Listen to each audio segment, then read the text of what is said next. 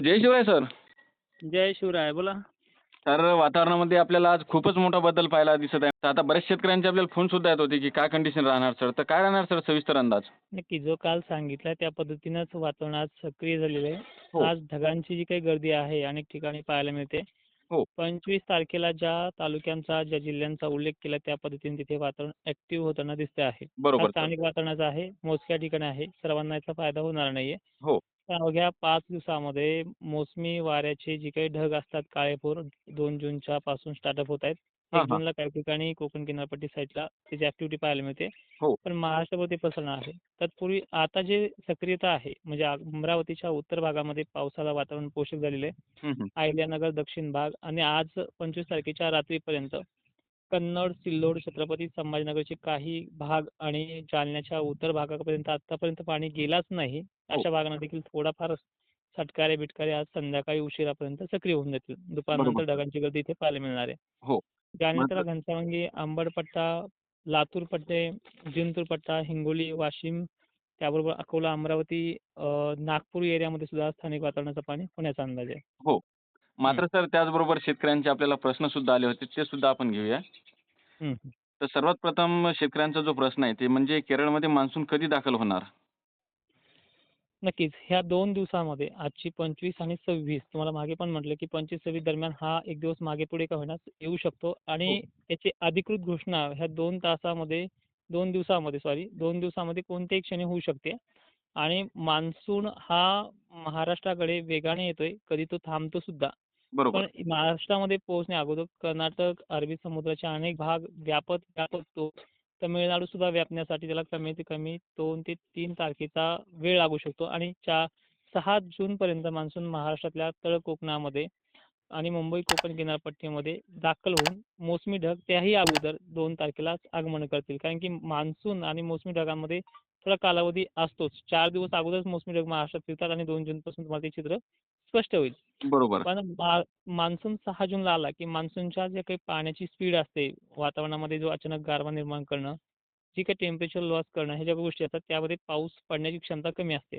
हो. त्यामुळे 6 पासून ते 12-13 पर्यंत जो काही पाऊस सुरू होईल, त्या पावसावरती मशागती आणि जमिनीची जी काही भाप आहे, जी आता सध्या पाहायला आपण 4-5 फुटापर्यंत जी काही भाप अत्यंत खोलवर गेलेली आहे, हो. ती भाप निघून जायला 5-6 दिवसाचा कालावधी लागेल आणि त्यानंतर 16 पासून 17 पासून आपल्या पेरण्या स्टार्टअप होतील.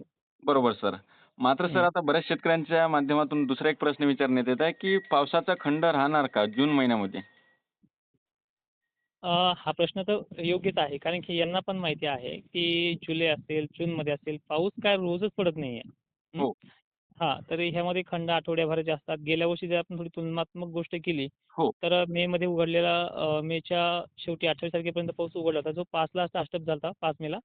त्यानंतर ज्या 1-2 तारखेपासून ते चक्क तो 10 तारखेपर्यंत आलाच नव्हता. हो, हं. हो.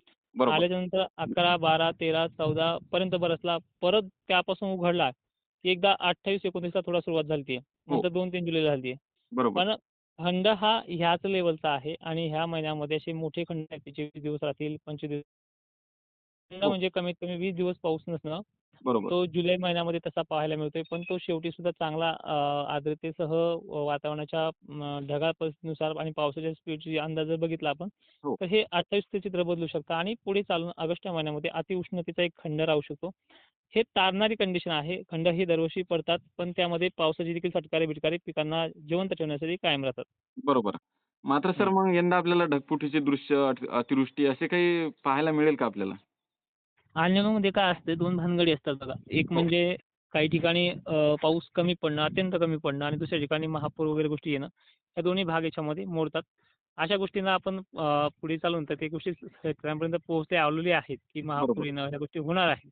हो, पण आता अल्निनोचा रपाटा एवढा चाललाय बातम्यामध्ये, की शेतकऱ्यांना पावसाची गरज पेरणीसाठी आहे आणि पुढे महापूर सांगताय. म्हणजे काय होतंय शेतकऱ्यांना त्यामध्ये संभ्रम तयार होते. अजूनही मॉडेल्सनुसार जर आपण पाहिलंय, हो. की अशा गोष्टी होणार आहे, हे भाकीत पण केलेलं आहे आणि ह्याला वेळ कालावधी जो आहे, तो गेल्या वर्षी कसा दिवाळीच्या उशिरापर्यंत नोव्हेंबर महिन्यापर्यंत चालला. यावर्षी तो ऑक्टोबरपर्यंत चालेल. पण ह्या गोष्टी होणाऱ्या आहेत. ते बरोबर. शेवटी-शेवटी होतील. हो. हं. मात्र सर आपल्याला जून महिन्यामध्ये जोरदार पाऊस कोणत्या तारखेपासून पाहायला मिळेल?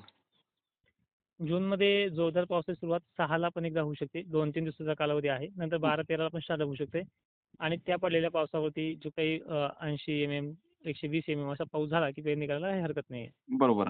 मात्र सर यंदा पेरणीसाठी योग्य वेळ कोणती राहणार तरी?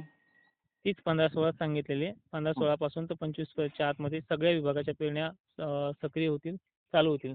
हो. मात्र सर विभागानुसार हो. बोला ना. मात्र सर आपल्याला विदर्भामध्ये मग यंदा कमी पाऊस पाहायला मिळेल का जास्त पाऊस पाहायला मिळेल? हो, मी ती बातमी पण पाहिली आहे, की विदर्भ आणि मराठवाड्याच्या बाबतीत पावसाची टक्केवारी 88 एवढी व्यक्त केलेली आहे हो. आणि सर्वाधिक जास्त कमतरता विदर्भाला आणि मराठवाड्याला सांगितलेली आहे. पण बरोबर. चक्क सगळ्या दुनियेला माहिती आहे, की पश्चिम महाराष्ट्र खानदेश एकपट मान्सूनच्या काळामध्ये कमी राहतो. पण हो. मराठवाडा, विदर्भ हा मध्यम किंवा जेमतेमच राहतो.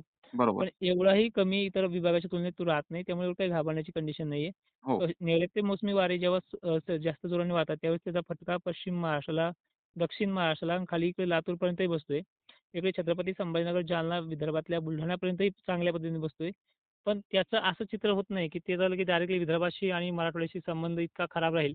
कारण की मराठवाडा आणि विदर्भ हा मध्यस्थ आणि मोडतोय. दोन्ही साईडला अरबी समुद्र बघितला आणि इकडे तेलंगणा मार्गे जो बंगालचा उपसागर बघितलाय. या दोन्हीच्याच संपर्कातला सगळ्यात मध्यभागी म्हणजे मराठवाडा आणि विदर्भ आहे बरोबर. आणि याच्यामध्ये पावसाची कमतरता मागील 10 वर्षातही राहिली नाही आणि जर राहिलीच, तर याची तुलना सगळ्या विभागापेक्षा चांगली राहिलेली आहे. हो. बरोबर आहे सर. हं. हं. मात्र सर आता पुढील 4 ते 5 दिवसाची कंडिशन कशी राहणार? म्हणजे कोणकोणत्या भागामध्ये पावसाची शक्यता राहणार?